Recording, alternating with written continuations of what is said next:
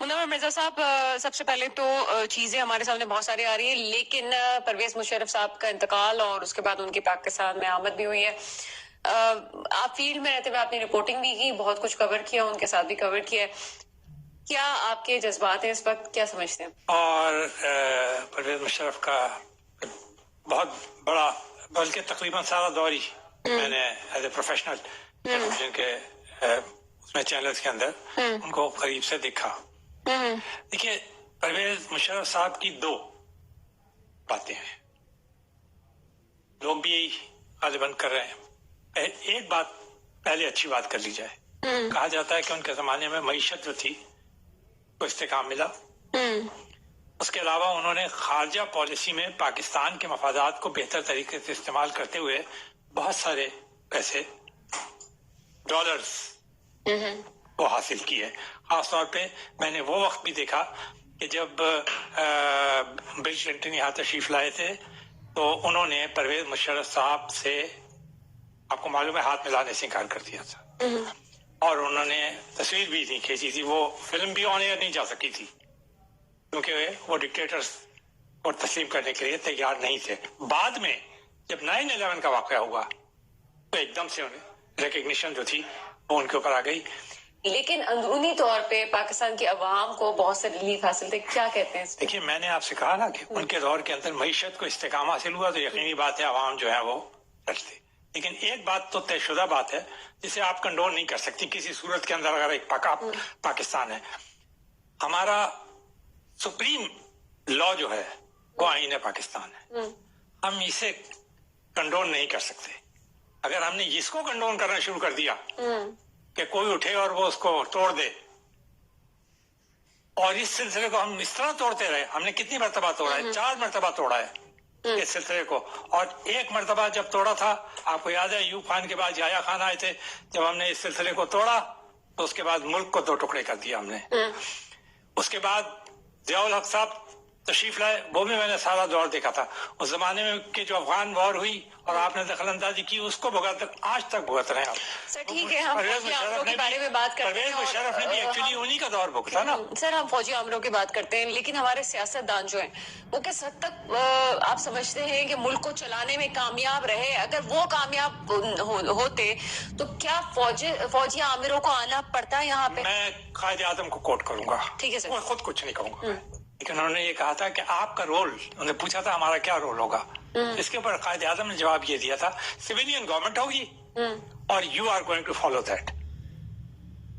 ये कायदे आजम के अल्फाज हैं और पाकिस्तानी कौम ने चूज ही डेमोक्रेसी को किया था। इसीलिए किया था कि अवाम की हकमियत यहाँ पर कायम हो, यही चूज किया था ना उन्होंने। तो फिर इसका मतलब ये कि इस तसलसल को ब्रेक नहीं होना चाहिए था।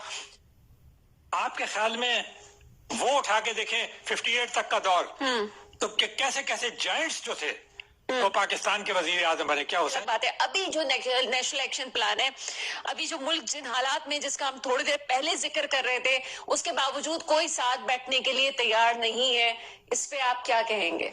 देखिए, ये कोई पहली दफा तो पाकिस्तान में हुआ नहीं है कि लोग साथ बैठने के लिए तैयार नहीं हो। जरा उठा के देखिए, पाकिस्तान के अंदर बहुत दफा ऐसा हुआ है कि सियासतदान जो है बैठने के लिए तैयार, और ये पाकिस्तानी कोई ऐसा आर्मी पब्लिक स्कूल का वाकया हो तो उस वक्त भी नहीं बैठने के लिए तैयार थे। और भी आपको याद है, नहीं बैठने के लिए तैयार थे। अच्छा, उसके अलावा पाकिस्तान कोई वाहिद मुल्क थोड़ी है कि जिसके अंदर सियासतदान जो है, अभी ब्राजील का वाकया हुआ है जिसमें बोल्सोनारो साहब जो है वो हारे, वो बैठने के लिए तैयार नहीं थे। इसी तरह अमेरिका के अंदर जब पॉपुलिस्ट रिजीम आई ट्रंप की, वो किसी के साथ बैठने के लिए तैयार नहीं थे। उनके जमाने में क्या क्या नहीं हुआ। उनके आखिरी दौर आपको याद होगा, जब वो जा रहे थे तो किस किस्म का वो जाने के बाद भी हुल्लड़बाजी हुई थी, और क्या हुआ था कि आज तक वो अमेरिकन कौम जो है उस दाग को धोने से कासिर है। उससे बड़ी जमहूरियत क्या है? 275 ईयर्स की जमहूरियत, उसका क्या असर हुआ? तो ये कहना कि जी चूंकि उन्होंने सियासतदानों ने कोई गलती की या वो साथ बैठने के लिए तैयार नहीं थे या उनसे मईशत नहीं संभल रही थी, तो अब क्वेश्चन ये पैदा होता है कि 40 साल तो किसी और ने लगाए थे, तो 35 साल ही सियासतदानों को मिले, और उसमें भी जिस तरह मिले हैं वो आपके सामने है कि आज भी हर आदमी ये रोना रोता रहता है कि किसी वजीर आजम को टाइम ही पूरा करने का मौका नहीं मिलता। عوام جو ہے وہ منتخب کرتی ہے انہیں لاتی ہے. ارے بھائی انہیں موقع تو دو کہ پورا کریں.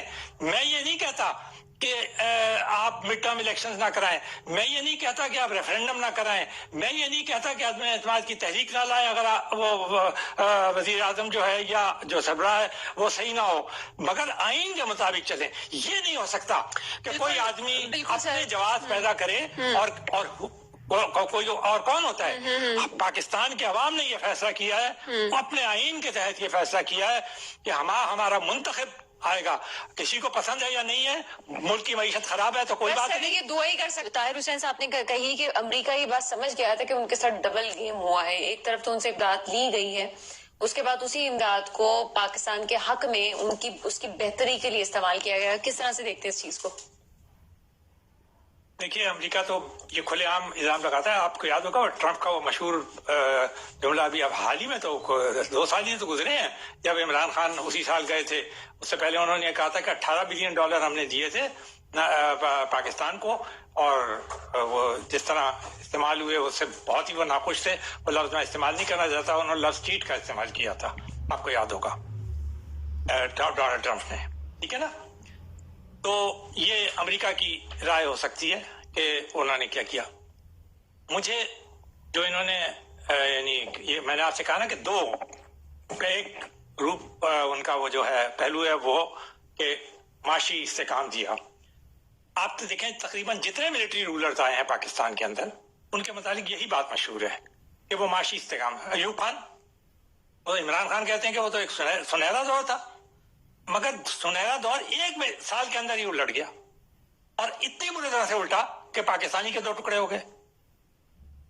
ضیاء الحق صاحب آئے, 10-11 سال رہے وہ میں ایک دن دیکھا ان کا, ایک دن دیکھا ان کے ساتھ. میں ٹریول کیا بے تحاشا ان کے ساتھ اور دیکھا ان کے تمام وہ افغان وار کے اندر حصہ لینا, اور وہ سارے پاکستانی عوام جو پاکستانی عوام تو بڑے جوشیلے ہو جاتے ہیں نا. آپ کو یاد ہے ابھی جب طالبان نے ٹیک اوور کیا تو یہاں پہ جشن منایا جا رہا تھا پاکستان کے اندر. اب کوئی نہیں جا رہا وہاں پہ, بیچارے سردیوں کے اندر ایک دن کے اندر 124 آدمی مر گئے تو کوئی کچھ نہیں کر رہا. خود آپ کی اپنی عادت بڑی خراب ہے. پھر اس کے بعد مشرف صاحب کا دور آیا. معاشی استحکام کی بات اپنی جگہ ہے. آپ ریزن بھی تو دیکھیں نا. میں یہ نہیں کہتا کہ انہوں نے نہیں صحیح پالیسیز اختیار کی ہوں گی, میں اس کو کرٹیسزم میں لانے ہی نہیں چاہتا اس وقت, بہت طویل ہو جائے گا. اور طویل بھی, اور بات یہ ہے کہ ان کی ڈیتھ ہوئی ہے تو اس پہ ہم, اور ہماری روایات یہ ہے کہ ہم جانے والے کو اچھے لفظوں میں ہم استعمال کراچی کے لیے اچھے کام کیے تھے تو ہم مزید اچھے الفاظ میں یاد کرتے ہیں ان کا. پھر کراچی سے ایک لنک وہ بھی تھا, محبت بھی تھی. لیکن ظاہر سی بات ہے ہم سمجھتے ہیں کہ آپ اس جمہوریت کے تسلسل کی بات کر رہے ہیں جو ہونی. یہ بات ہم کنڈون نہیں کر سکیں گے کسی صورت میں. ہم دیکھیں ہم پاکستانی عوام ہیں, کراچی کے شہری ہیں, کراچی کے شہریوں نے خود اتنی زبردست قربانیاں دی ہیں جمہوریت کے لیے. مادر ملت کون تھی؟ سب سے پہلے وہ ایوب خان کے خلاف کھڑی ہوئی تھی, اس زمانے میں کھڑی ہوئی تھی 65 کے اندر, جس زمانے میں کہ ان کا معاشی عروج تھا. اور یہ کہا جاتا ہے کہ جی ساؤتھ کوریا پاکستان کے ایگزامپل کو فالو کر رہا تھا, محبوب الحق کے پالیسیز کو. تو یہ کوئی چیز نہیں ہے. بات اصل میں یہ ہے جب آپ جاتے ہیں تو پھر کیا چھوڑ کے جاتے ہیں؟ کیا وہ نظام اتنے تسلسل کے ساتھ آپ چلتے ہیں؟ آپ کی ذمہ داری ایک ہے کہ آپ نے کیا دیکھنا ہے. آپ نے ایک حلف اٹھایا ہوتا ہے, آپ اس کو جو کچھ بھی ہے وہ آپ کو انہی لوگوں کے حوالے کرنا ہوگا جن لوگوں کو عوام نے منتخب کیا. یہ تھوڑی کہ میں یا کوئی بھی آدمی بیٹھ کے سوچ لے اور اس کے بعد طاقت ہو اور وہ یہ سوچے کہ جی میں تو میرے خیال میں یہ صحیح نہیں ہو رہا تو آؤ میں اس کے اندر ایک وہ کر لوں, تبدیل لاؤں, ان کو حق کریں. تو پھر عوام کیا کرے گا؟ عوام آج ووٹ دے اور آپ 1.5 سال بعد اس کے نمائندوں کو چلتا کر دیں یہ کہہ کے کہ جی وہ انہوں نے معیشت کا بیڑا غرق کر دیا. معیشت کا میں ایک معیشت کی ایک بات کہتا ہوں, میں نے آپ پوری معیشت کی آپ کی وہ بھی سنا تھا لیکچر. سب سے پہلے پاکستانی عوام کو خود گرنا چاہیے. میں ابھی آیا ہوں ایک ایک شادی ہال اس طرح جگمگا رہا ہے، جبکہ اتنا زبردست انرجی کرائسس ہے پاکستان کا، ایسی ایسی گاڑیاں وہاں پہ کھڑی ہوئی ہیں. کیا پاکستانی عوام اس بات کو ڈیزرو کرتے ہیں؟ اور یہ میں بتا دوں، وہ کوئی اشرافیہ بشرافیہ نہیں ہے، وہ ایسے لوگ ہیں چلے میرے محلے میں سے جو پوائنٹ آ گیا کیونکہ